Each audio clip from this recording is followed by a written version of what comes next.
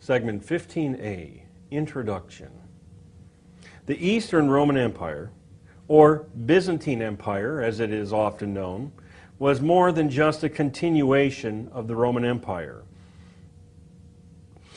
To the people themselves, it literally was the Roman Empire, right down to the name the people used for themselves, Romaioi, which is the ancient Greek word meaning Romans. After the Emperor Justinian's failed attempt to reconquer the entire Roman Empire, the Byzantines settled down into their Greek-speaking version of the Roman Empire. As East and West grew farther apart, so did the Eastern and Western Christian churches, which finally broke off all ties in 1054 AD.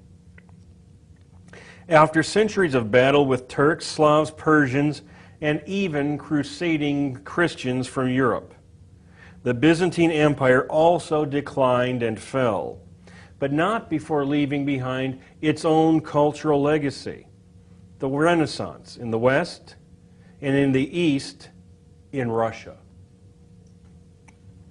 Segment 15B, the Romaioi and their world, tracks the growth of the Eastern Roman Empire into the Greek-speaking Byzantine Empire, complete with its own subordinate Orthodox Christian Church. Their greatest asset was the capital city of Constantinople, which was an effective cultural center and military base.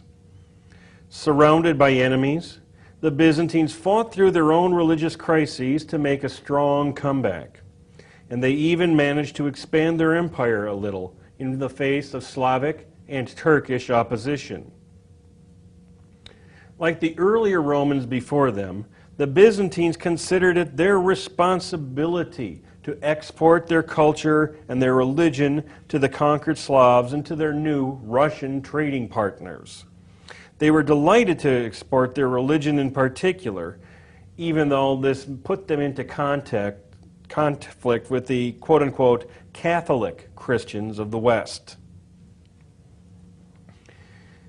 In segment 15C, Fall of the Eastern Empire, we follow the fall of the Byzantines in a tale which could just as easily be called Christians Behaving Badly. At first, the Crusades promised a new era of cooperation between the eastern and western halves of the Christian world against the Muslim Turkish quote-unquote infidel. Sadly, Catholic and Orthodox alike found out that they cooperated with the Turkish infidel better than they did with each other. In fact, European forces even sacked the city of Constantinople in 1204, running a Latin-speaking Eastern Empire for almost half a century.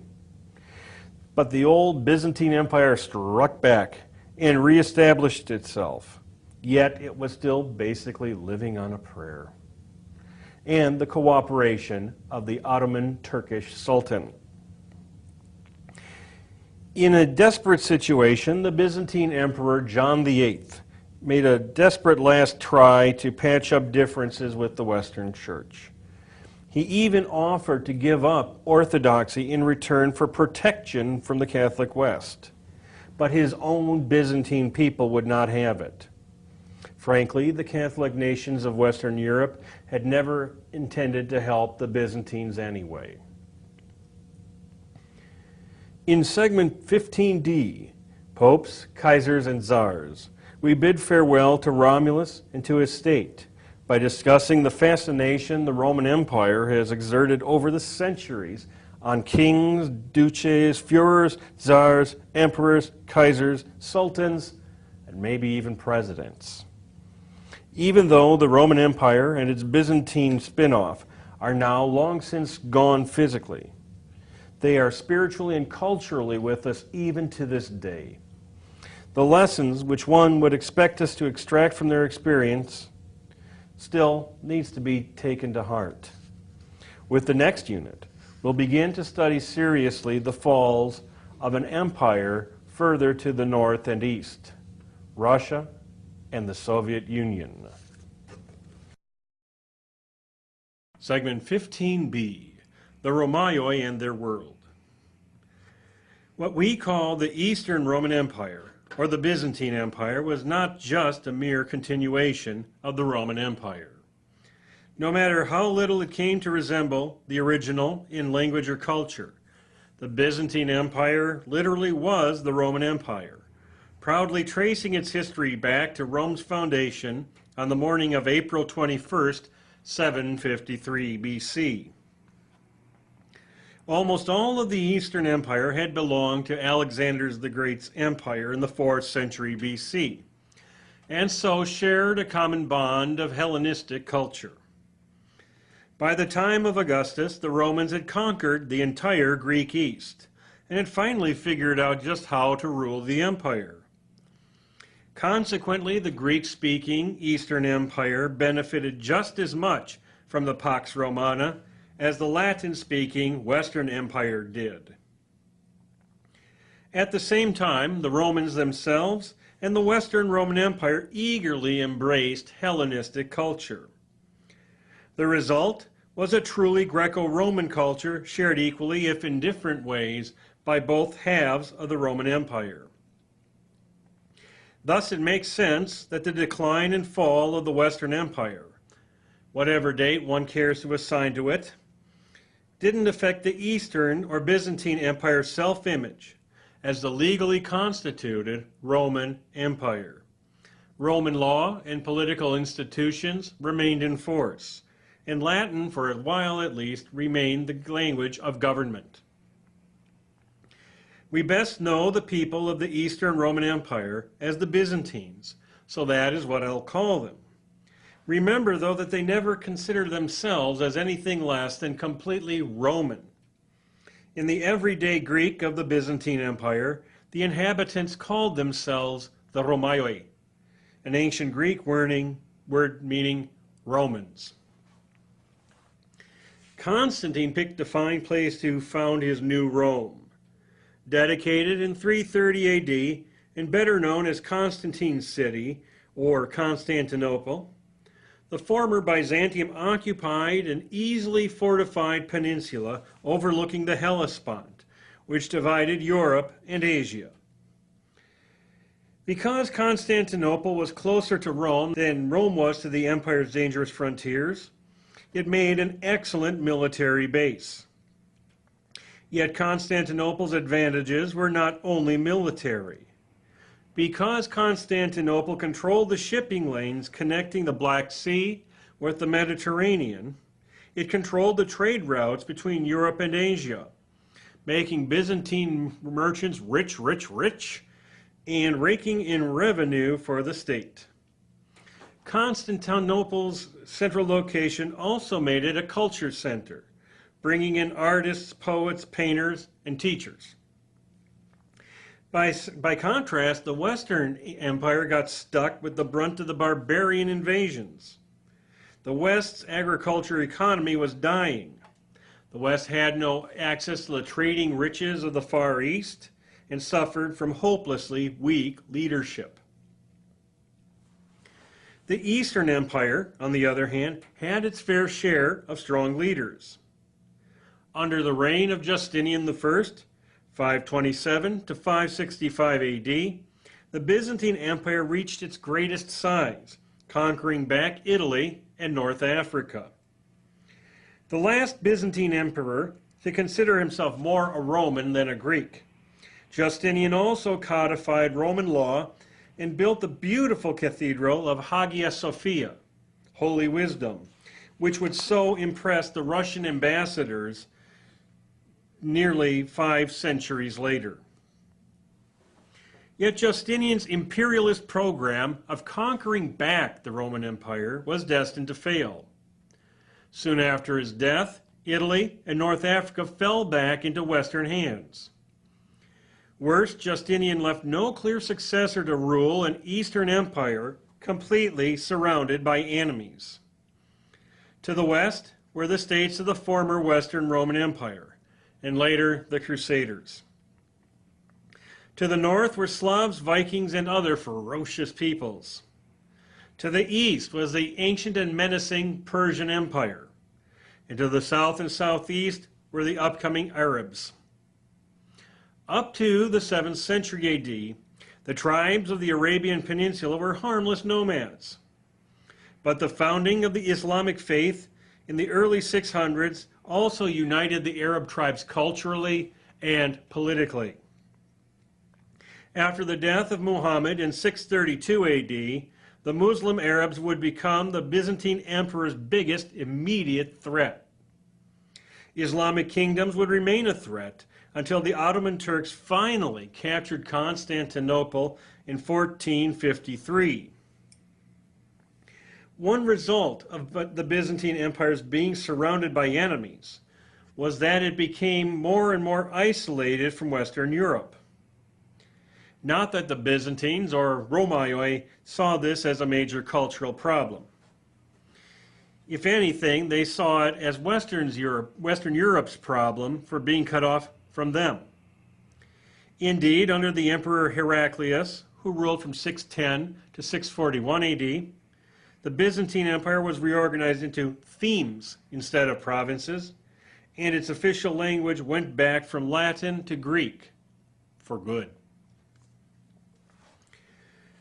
This enforced isolation of East from West also meant that the Western and Eastern branches of the Christian Church started growing apart from each other.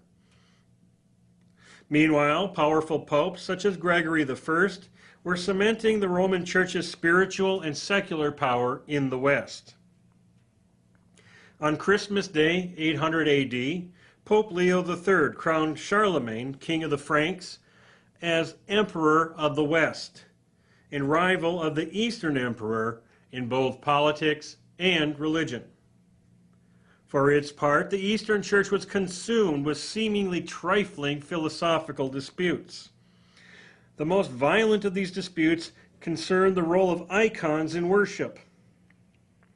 This icon-smashing craze caught up emperors and common folk alike, until the icon-smashing faction was shut down permanently and violently in 843 AD.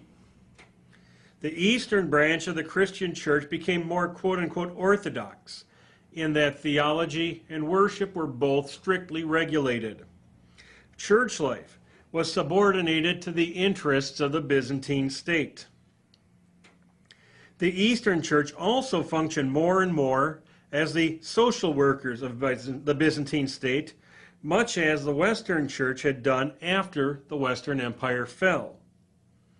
The Eastern Church routinely sent missionaries to newly conquered pagan lands, especially in the Balkans, demonstrating even further the close tie between church and state in Byzantine culture. This close tie would eventually be passed on when the Russians accepted the Greek Orthodox faith in 988 AD. Meanwhile, the Western Church became more quote-unquote Catholic, all-including, in its assumption that the entire church was one and indivisible, guided by the Bishop of Rome, or Pope. The Eastern Church continued to pride itself on its Orthodox beliefs and practices. The formal break between the Eastern and Western churches occurred in 1054 AD over what might seem to be a minor issue today.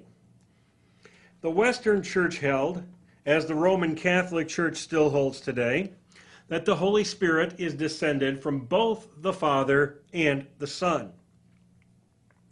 The Eastern Church held, as Eastern Orthodox churches still hold today, that the Holy Spirit is descended only from God the Father. The Patriarch of Constantinople and the Bishop of Rome declared each other heretics over this and broke off all relations.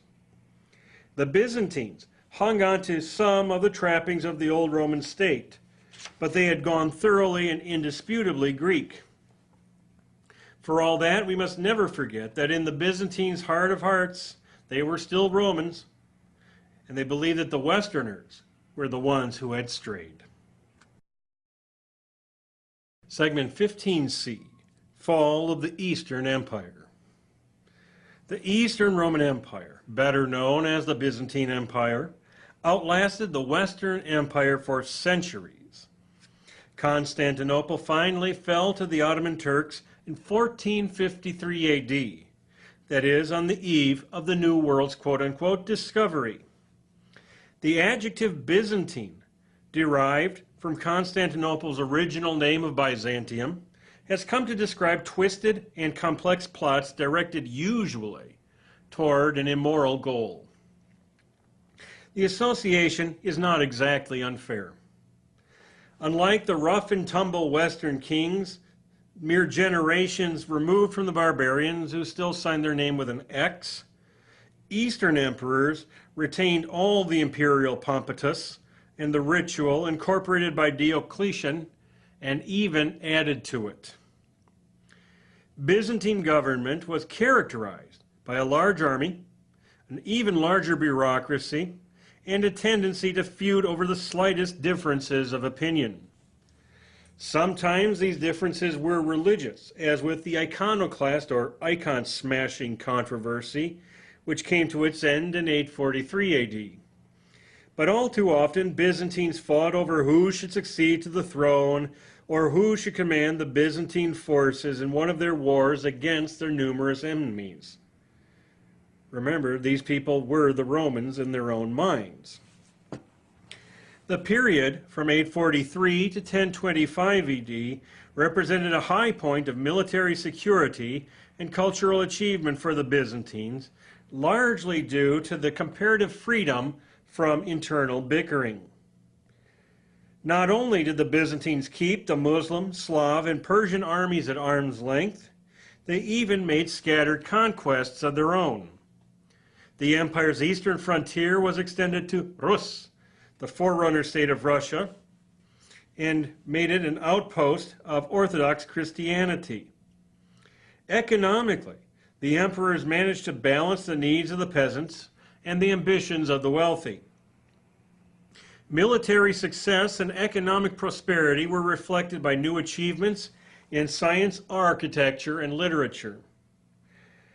This was not quite a golden age, nor could it approach the all-encompassing aura of the Pax Romana, but it was impressive nevertheless. The late 11th century found the Byzantines once more beset by economic woes and rampaging Turks. In their desperation, they called on Catholic Western Europe for help, which came in the unhelpful form of the First Crusade. The great Byzantine Emperor, Alexius Comnenus, 1081 to 1118, initially welcomed the Crusaders. What could be more noble than Orthodox and Catholic fighting together to redeem the Holy Land from the infidel Muslim? Yet Orthodox and Catholic alike had ulterior motives. Alexius wanted the Crusaders to help him beat up on the Muslims and retake territory in Asia Minor. The Crusaders wanted the Byzantines to help them carve out little Western-style Catholic kingdoms in the Holy Land. While the Christians squabbled with each other, the Ottoman Turks continued chipping away at Byzantine territory. Along with the land itself, Byzantines also lost population and tax revenues. In the 12th century, economic threats arose in the West as rising Italian naval powers like Venice and Genoa started cutting Byzantine Empire out of Eastern markets. In 1204, the Fourth Crusade nearly ended the Byzantine Empire 2.5 centuries early. The Crusaders captured and sacked Constantinople and set up a Latin-speaking Catholic kingdom. But Greek-speaking emperors hung on in a remote corner of Greece, maintaining the tradition of the Romaioi, until their empire struck back and retook Constantinople in 1261 AD. The time period from 1261 until the fall of Constantinople in 1453 was known as the Late Byzantine Empire. It could also be called the Long Decline. Both the internal and the external causes resembled the decline experienced earlier by the Western Roman Empire. In fact, the Byzantine Empire became not so much an empire or even a state, but rather a small kingdom controlling the metropolis of Constantinople and some surrounding territories. The rich grew richer, the poor grew poorer, but neither became more numerous, as the Byzantine population shrank right along with its territory. As in the West, wealthy Byzantines had been able to buy tax exemptions. The Orthodox Church was one of the large landowners all by itself and paid no taxes at all. The Byzantine small farmers, once the backbone of a Byzantine citizen army which had fought for its own land and its own culture, had basically become serfs tied to their master's land. Does that sound familiar? Since these poor people no longer had any stake in the government, they tended to make poor soldiers, and they often came to prefer rule by the Ottoman Turks, who are often comparatively tolerant when compared to the fellow Romaioi. Pathetically, the Emperor John V was reduced in 1369 into making a grand fundraising tour of Western Europe, which ended with his being thrown into a Venetian debtor's prison. As time went on, the Byzantine Empire fell on even harder times. Once more, emperors reached out to the West, this time offering the greatest prize Byzantium could offer: submission to the Catholic Church and the Pope in Rome. At the 1439 Council of Florence, Emperor John VIII of Byzantium agreed to merge the Orthodox Church back into the Catholic Church under the leadership of the Pope. To this day, the Roman Catholic Church insists that the Council of Florence is still in effect, placing the Catholic Church in charge of all Orthodox churches too.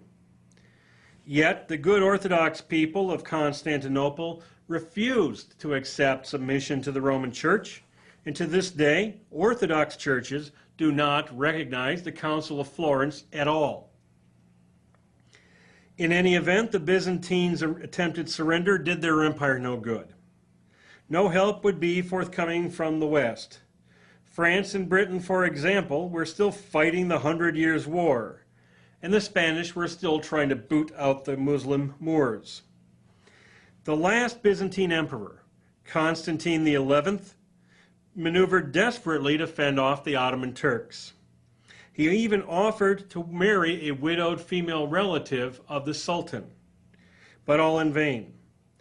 On May 29, 1453, Constantine XI was killed at the head of his troops as his city went down for the last time. To celebrate his victory, Sultan Muhammad II took upon himself the title Kaiser-i-Rom, the Caesar of Rome. Yet while the empire deteriorated physically, the Byzantine culture endured. The core of this culture was lost with the fall of Constantinople. But Byzantine culture lived on in the West, as Greek scholars grabbed their precious manuscripts and fled to Italy, where wealthy merchants and nobles sponsored them, spawning the rebirth of Greek learning in the West. The Renaissance, which resulted, would in turn lead to the Enlightenment, making Byzantium a bridge through which Greek and Roman democratic institutions were transmitted to the modern world. The Byzantine culture would take on new life far to the north, where the Grand Duchy of Muscovy had just emerged from 2 centuries of Mongol rule, and Tsar Ivan III, 1462 to 1505, would take as his second wife and his valued advisor the Byzantine princess Zoe Palaiologina. As we will find out in Unit 4, Muscovy and its successor state Russia would explicitly consider itself the third and supposedly permanent incarnation of Rome.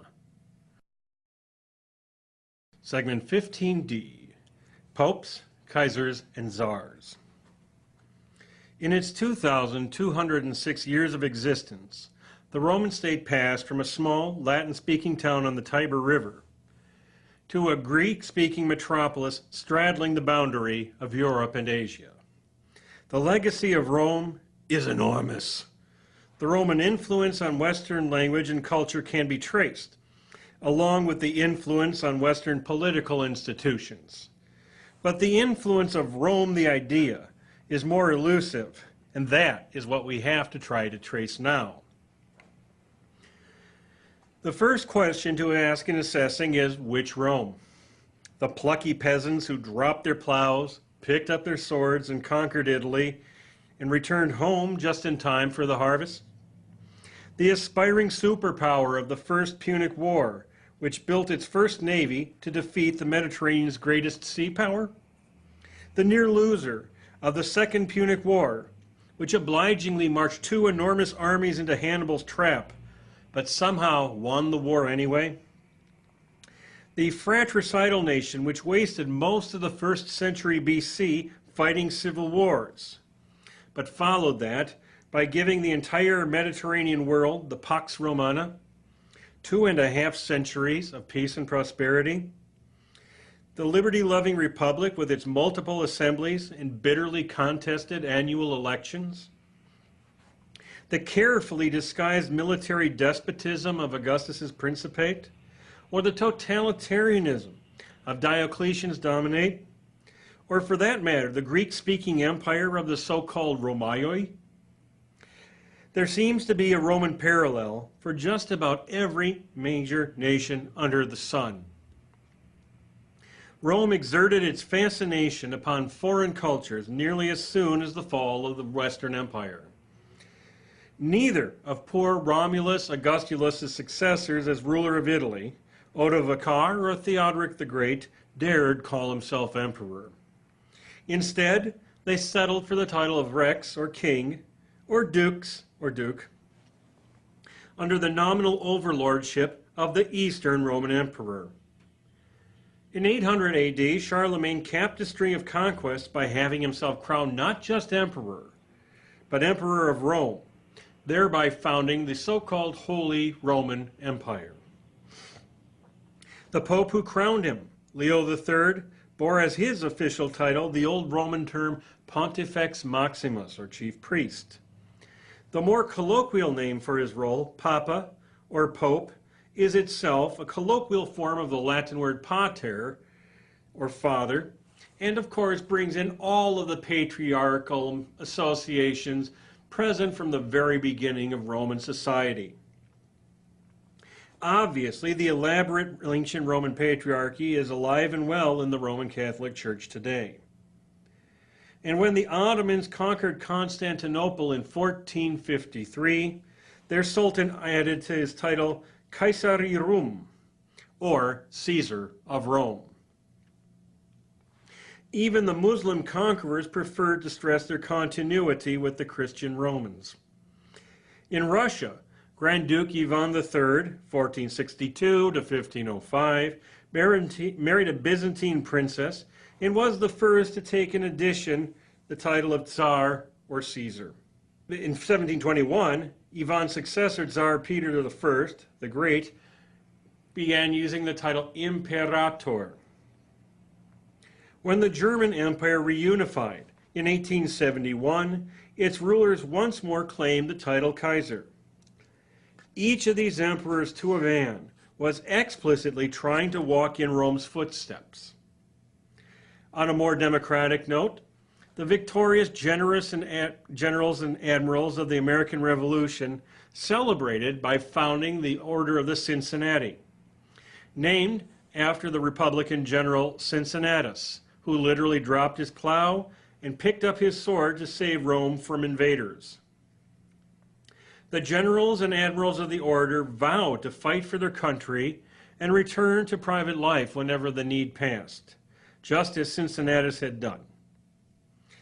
However, the young country wasn't quite finished with the order's first president, a Virginian by the name of George Washington. Rome likewise inspired the great imperial powers of the West as they started trying to colonize the New World. European explorers dreamed of following Julius Caesar's career trajectory. Win military glory and huge gobs of money, adding new territory to the empire. And then return home to unbelievable power and influence, or possibly to something greater. Rome's avowed civilizing mission, as expressed by Virgil in the Aeneid, also gave these wannabe Caesars a plausible excuse for their own actions.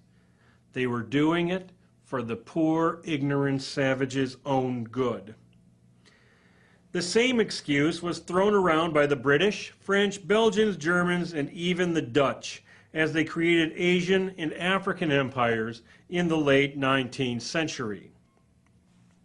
The United States used precisely the same excuse for its shameful treatment of the Native Americans, although that was cloaked in the more respectable name of manifest destiny. The same was true of the 20th century's would-be Caesars. Mussolini's explicit goal was to